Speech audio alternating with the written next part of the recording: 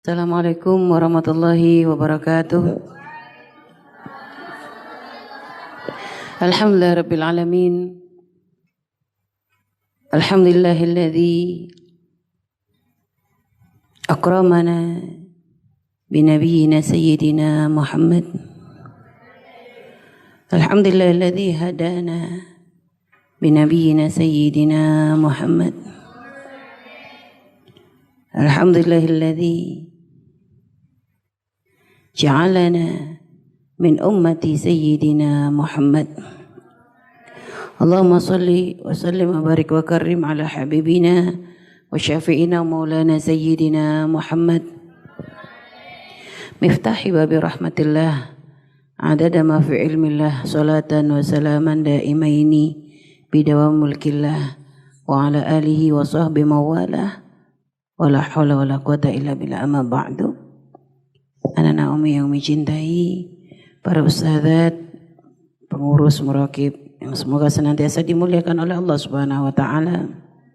Alhamdulillah di malam ini kita dikumpulkan oleh Allah Subhanahu wa taala.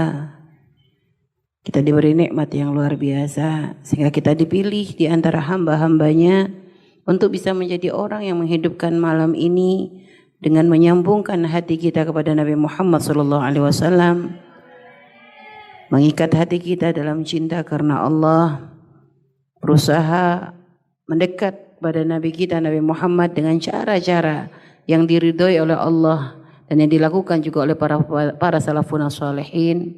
Semoga apa yang kita lakukan ini benar-benar menjadi sebab kita bisa mencintai dan dicintai oleh Nabi Muhammad SAW. Semoga apa yang kita lakukan ini bisa menjadi sebab di hati kita tumbuh kekaguman yang lebih besar lagi kepada Nabi Muhammad SAW. Yang kita harapkan dari cinta kagum yang ada di hati kita, Allah berikan kemudahan kepada kita semuanya untuk terus mengingat Nabi kita Nabi Muhammad SAW dalam sholawat yang kita baca, untuk terus mengikuti sunnah-sunnah Nabi Muhammad SAW dalam setiap perilaku kita, keseharian kita. Dan semoga itu semua menjadikan kita kelak akan dikumpulkan bersama beliau. Ketika kita berada di dalam kubur, beliau akan menemani kita. Ketika kita di padang mahsyar, kita akan masuk ke dalam barisannya. Dan ketika kita di surga, semoga kita akan dikumpulkan bersama Nabi kita Nabi Muhammad SAW. Amin ya rabbal alamin. Anak Umi yang mencintai Nabi menjadi satu keharusan bagi kita semuanya. Karena Nabi bersabda, la yu'minu ahadukum hatta akuna ahabba ilaihi min walidi wa walidi wan nasi ajma'in. Enggak sempurna kata Nabi iman seseorang jika dia belum mencintaiku melebihi cintanya kepada orang tua, kepada anak dan kepada semua manusia. Hanya kita sekarang harus paham mencintai Nabi itu ketika Nabi mengatakan bersabda seperti ini. Dalam hadisnya enggak sempurna kecuali kita mencintai belum lebih cinta pada orang tua. Bukan Nabi mengajari kita untuk durhaka kepada orang tua. Jadi cinta kepada Nabi tidak akan pernah bertentangan dengan cinta kita kepada orang tua. Cinta kepada Nabi enggak akan pernah bertentangan dengan cinta kepada anak. Cinta orang tua kepada anak. Cinta kepada Nabi enggak akan bertentangan dengan cinta suami kepada istrinya atau istri kepada suaminya. Jadi maksud daripada mencintai Nabi melebihi semuanya adalah di saat kita mencintai siapapun, apakah itu orang tua kita, anak kita, saudara-saudari kita, sahabat kita, maka cintailah mereka dengan cara yang diajarkan oleh Nabi Muhammad SAW. Ketika kita bisa berbakti kepada orang tua kita, mencari ridho mereka, akan tapi dengan batasan, tidak ada kepatuhan terhadap sesuatu kemaksiatan kepada Allah. Artinya mencintai orang tua jangan sampai melebihi batas. Jangan sampai menjadikan kita durhaka kepada Allah, jangan sampai menjadikan kita melanggar syariat. Cintai orang tua kita dengan cara yang paling indah. Dan Nabi mengajarkan hal tersebut dan dipraktekkan langsung oleh para sahabat-sahabat beliau. Itulah maknanya. Jadi mencintai siapapun jangan sampai menjadikan kita melanggar syariatnya Nabi Muhammad. Maka itulah makna cinta kepada Rasulullah yang sesungguhnya. Ya, kita mencintai seorang suami. Karena sekarang banyak gara-gara cinta orang bisa melakukan keharaman. Orang tua cinta anak, tapi gara-gara cinta kepada anak ini kalau tidak dibimbing dengan syariat, lihat mereka tidak akan takut untuk melakukan keharaman. Pengen nurutin senangnya anak, akhirnya melakukan keharaman. Lah ini nggak cinta yang sesungguhnya. Jadi cinta kepada siapapun, ingat selalu jadi pedoman kita dimanapun.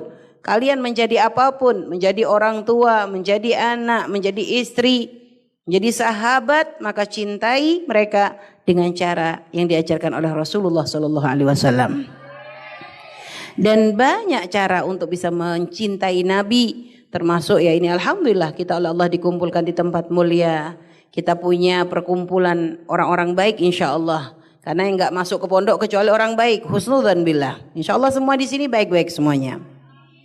Dan itu membantu kita untuk bisa mencintai Nabi kita Nabi Muhammad SAW. Dan ini kita diberi kemudahan. Ada orang kadang untuk mencintai Nabi itu bingung untuk mencari gimana caranya. Kadang pengen hadir, apalagi dengan kondisi sekarang, hadir majelis nggak bisa, enak ya. Makanya bersyukur kita ternyata di pondok diberikan kemudahan, terus kita mendengarkan nasihat. Hanya ingat nak ya, jangan sampai nikmat yang banyak yang Allah berikan kepada kita ini ternyata nggak kita syukuri, sehingga akhirnya gara-gara sering dengar nasihat, gara-gara sering dengar kisah tentang Nabi, akhirnya ketika disebut Nabi hati kita nggak kesentuh lagi. Naudzubillah. Berarti kita ini kayak dikasih nikmat tapi ternyata kita nggak bisa merasain nikmat. Berarti rugi dong. Kayak orang gini loh nak, ada orang dikasih makan enak, di depan dia ada makanan enak, ada sate, ada bakso, apa lagi coba makanan kesukaan ente apa sih? Nasi goreng, misalnya nggak pernah makan nasi goreng di pondok, mie goreng macem-macem. Tapi ternyata apa? Makanan segitu banyaknya kelihatan enak, ente cicipin semuanya gak ada rasanya. Kenapa? Rupanya oleh Allah lidah ente tuh dibikin mati rasa. Loh, akhirnya ente ngenes gak begitu? Ente ngerasa ngenes banget, ya Allah makanan gini gak bisa ngerasain. Nah, maka janganlah sampai ente menjadi orang yang seperti itu. Allah kasih nikmat, setiap hari ente dengarkan nasihat, apakah dari Buya, Umi, Ustazah, semuanya mengingatkan untuk sholawat, ingat Nabi, cinta Nabi. Gak taunya terlalu sering ya. Mungkin kalian merasa akhirnya jadi kurang syukurnya. Sehingga akhirnya disebut nama Nabi, diceritakan kisah Nabi, ente gak perhatian, ente gak ingin mendengarkan, ente cuek, gak sampai masuk ke hatimu, ente gak berusaha untuk nambah rindu. Padahal di luar sana ada orang rindu hadir majelis, tapi ente yang ternyata diberi nikmat duduk di majelisnya Nabi, ente gak bisa merasakan nikmatnya itu semua, maka ente perbanyak istighfar kepada Allah, tandanya iman ente sudah keropos. Tandanya cinta di hatimu sudah keropos. Maka ayo tingkatkan, hidupkan lagi, syukuri nikmat ini. Cara mensyukurinya gimana? Kalau sudah hadir di majelis Nabi, ayo maksimal. Sungguh-sungguh perhatian. Dengan rindu, dengan keinginan untuk bisa mendengarkan terus kisah tentang Nabi Muhammad, supaya nanti dari situ Allah terus tanamkan cinta sampai ketika nyawa kita dicabut oleh Allah dalam keadaan kita dimasukkan golongan pecinta Nabi Muhammad SAW. Ada satu kisah seorang tukang jual es. Jadi ada tukang jual es, ini katanya ada kisah diceritakan oleh seorang kiai. Ada tukang jual es itu satu hari gak sengaja dia jualan di satu tempat di dekat masjid. Gak taunya tiba-tiba setelah dia jualan masih banyak. Gak taunya datang segerombolan orang. Segerombolan orang kayak baru datang selesai acara gitu. Lewat di depan dia terus dibeli esnya. Akhirnya orang ini penasaran. Kok kayak baru datang rame-rame? Dari mana Pak? Ini kata orang-orang tadi yang rame-rame. Kami baru pulang dari acara Maulid Nabi Muhammad SAW. Akhirnya di mana acaranya? Ya kalau acara Maulid Nabi mah ya diganti-ganti, pindah-pindah tempatnya. Memang besok masih ada lagi? Ya masih ada. Kalau udah musim Maulid begini ya tiap hari selalu ada majelis. Besok di mana? Akhirnya dikatakan besok di tempat di alamat di satu alamat gitu lah, dikasih tahu alamat. Akhirnya besok si tukang jual es tuh mikir, wah ini tadi padahal yang datang cuma dikit, maksudnya ya segerombolan aja, ini aja udah bikin esnya dia laris. Berarti kalau dia jualan es di tempat yang di situ mengadakan majelis Maulid Nabi, mungkin esnya bisa cepat laris. Akhirnya pergi dia, cari deh besok alamat yang dituju. Bener di situ ternyata ada acara Maulid Nabi yang hadir banyak. Nah, subhanallah dia jualan di situ, esnya ludes dalam waktu singkat banget. Padahal biasanya dia jualan dari pagi sampai sore, ini enggak hitungan jam habis. Akhirnya dia senang, alhamdulillah enak banget nih. Besok nanya lagi dia, di mana lagi besok acara Maulid Nabi? Kasih tahu lagi, ada di tempat ini. Datang lagi besoknya dia, habis lagi dalam hitungan jam. Pokoknya setiap dia datang ke majelis Maulid Nabi itu laris manis. Lama-lama sering datang ke majelis Maulid Nabi, dia mulai memperhatikan. Selama ini nggak pernah, dia hanya jualan, nggak pernah masuk. Tapi akhirnya penasaran, kok orang pada demen sih datang ke majelis Maulid Nabi itu ada apa? Dia tuh pengen tahu. Akhirnya dia mencoba lebih dekat. Ternyata ngelihat di situ waktu pembacaan Maulid, udah gitu waktu mahalul qiyam, dia memperhatikan ada orang yang kadang sambil berdiri baca sholawat sambil nangis, air matanya menetes. Di situ dia tuh ada sentuhan. Loh kok kayak nikmat banget sih mereka itu.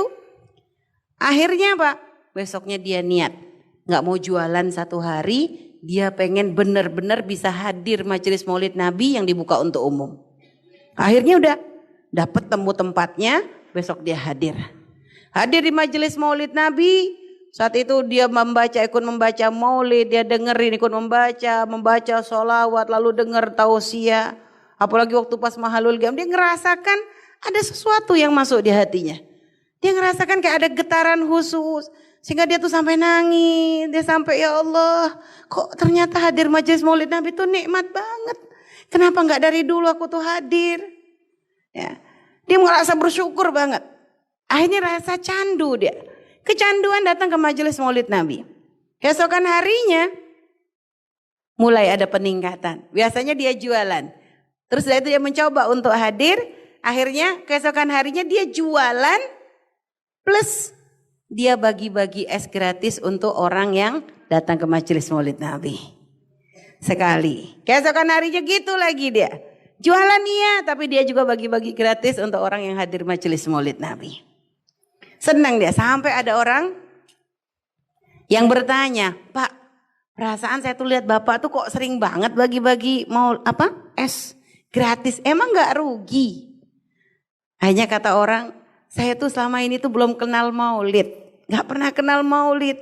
Tapi waktu berapa ini saya dengar ngerasain hadir di majelis Maulid, saya kok ngerasa seneng banget.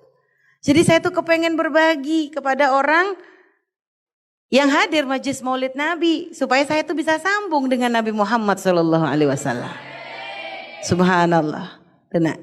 Kadang ada orang awam nggak punya ilmu, tapi ternyata kalau sudah di hatinya dititipkan rasa cinta kepada Nabi itu luar biasa.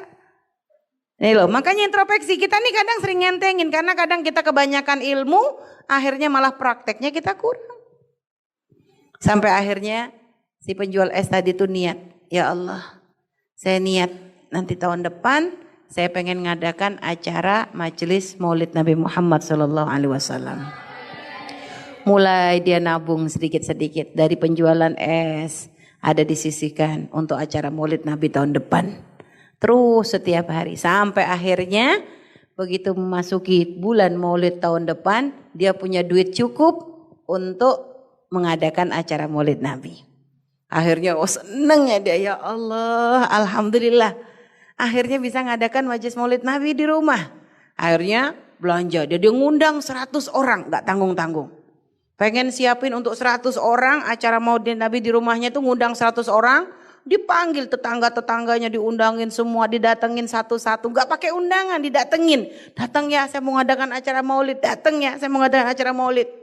Udah gitu dia belanja sendiri ke pasar, dia siapin sama keluarganya benar-benar hidangan untuk menghormati orang-orang yang datang ke majelis Maulid Nabi yang sudah disiapkan olehnya. Cuma tukang jual es ini kan ya di matanya orang-orang tuh kan ya orang fakir. Jika orang tuh mau datang majelis maulid di tempatnya itu kok ragu. Bener enggak nih? Akhirnya dia itu orang fakir kok. Dia tukang jual es. Paling nanti di sana ya ada orang kadang-kadang datang maulid datangnya pengen cari berkat. Ada orang model begitu. Akhirnya ya tetangga kanan kirinya tuh nggak pada datang. Ditunggu sama dia jam 7 malam ya ngadain malam. Kok nggak ada yang datang. Ditunggu jam 8 nggak ada yang datang. Akhirnya gimana? Duh ini kalau nanti kemalaman gimana? Ya sudah akhirnya sampai jam 9 ditunggu ternyata nggak ada yang datang. Akhirnya sedih dia. Ya Allah gak ada yang datang. Cuma dia langsung dengerin keluarganya, istrinya sama anaknya 2 orang. Ya sudah kalau memang gak ada yang datang kita aja yuk baca maulid. Dia baca maulid dengan keluarganya, dengan istrinya, dengan anaknya. Dia baca maulid. Dan subhanallah pada waktu mahalul qiyam dia benar-benar ngerasakan nikmatnya baca maulid. Sehingga di mahalul qiyam tuh dia nangis. Dia tuh ngerasa sangat dekat saat itu dengan Nabi Muhammad SAW. Dia nangis.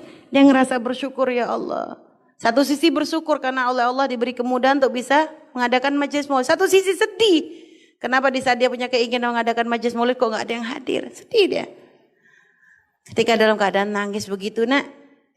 Tiba-tiba ada yang ngetuk rumahnya. Ada yang ngetuk rumahnya. Setelah itu begitu dibuka oleh dia pintu itu, ternyata ada datang serombongan orang, ya, datang serombongan orang pengen hadir majelis maulid tersebut.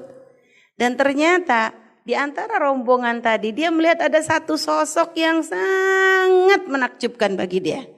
Satu sosok di antara tamu-tamu yang datang tuh yang di mata dia tuh ini orang nih ajib banget, luar biasa banget. Dia tuh seneng ya Allah ini tamu dari mana. Dia gak pernah ngelihat wajahnya. Gak pernah tahu. Tapi ini dari hatinya nih kayak ini orang nih bukan orang sembarangan. Dia tanya Bapak siapa? Akhirnya dijawab. Aku Muhammad Rasulullah. Karena subhanallah. Nabi diberi kemuliaan oleh Allah bisa mendatangi siapapun dalam keadaan terjaga. Dan itu pangkat. Pangkat.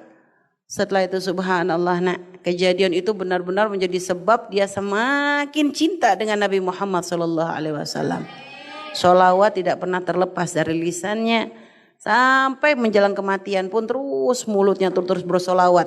Dan selalu dia berpesan kepada keluarganya, ngasih amanat, ngasih wasiat sampai kapanpun minta kepada keluarganya untuk selalu mengadakan majelis maulid Nabi Muhammad di rumahnya. Subhanallah. Itulah nak. Dan itu bukan hal yang mustahil. Ada orang didatangi oleh Nabi dalam keadaan mimpi. Tapi ada orang didatangi Nabi dalam keadaan terjaga. Lah apa yang menjadikan Nabi bisa mendatangi mereka? Hatinya. Hati gak bisa dibohongi. Tadi Buya udah ngomong. Ada orang bisa ngomong cinta, cinta, cinta. Gampang. Siapa sih gak bisa? Kita juga sering ngomong. Sallallahu Nabi wa cinta Nabi, cinta Nabi. Tapi benarkah cinta kita tuh cinta yang sesungguhnya? Berapa banyak kita mengingat Nabi? Berapa banyak kita hadirkan Nabi di hati kita. Berapa sering kita hadirkan Nabi di keseharian kita. Padahal subhanallah nikmat dari Allah subhanahu wa ta'ala. Rahmat Allah untuk umat Nabi Muhammad SAW. Allah berikan kemudahan kepada kita tuh untuk bisa mencintai Nabi. Dengan cara apa? Karena gini loh nak. Cinta itu kan selalu muncul ada sebab. Gak ada cinta tanpa sebab itu. Love for the first sign itu gak akan terjadi kecuali ada sesuatu yang menjadikan dia tertarik. Cinta pandangan pertama tuh gak akan terjadi kecuali ada sesuatu yang menjadikan dia jatuh cinta. Nah semua sebab orang jatuh cinta oleh Allah Subhanahu Wa Taala dikumpulkan pada diri Nabi Muhammad SAW. Kalau ada orang jatuh cinta kepada orang lain karena wajah, karena fisiknya, maka Nabi kita paling sempurnanya fisik.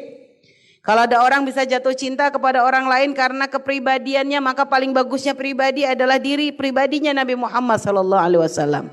Kalau ada orang bisa mencintai karena misalnya macam-macam ya, atau apa saja pokoknya semua pasti yang namanya mencintai itu pasti ada sebab karena kepintaran misalnya.